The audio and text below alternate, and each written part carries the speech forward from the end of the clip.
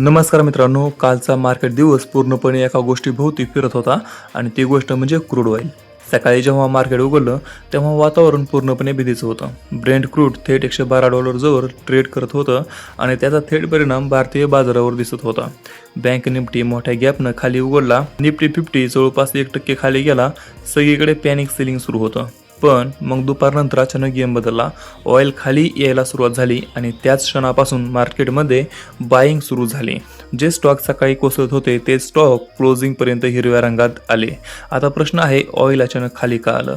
याचं कारण होतं डोनाल्ड ट्रम्प यांचं स्टेटमेंट.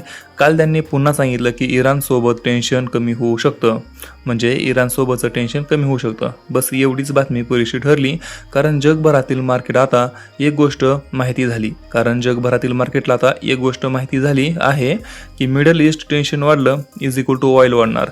ऑइल वाढलं तर इन्फ्लेक्शन वाढणार. इन्फ्लेक्शन वाढलं मार्केट पडणार. म्हणून काल मार्केट पूर्णपणे ऑइलवर रिॲक्ट करत होतं. आता पुढे काय होऊ शकतं? जर ब्रेंट क्रूड $108 खाली राहिलं तर मार्केटला मोठा रिलीफ मिळू शकतो.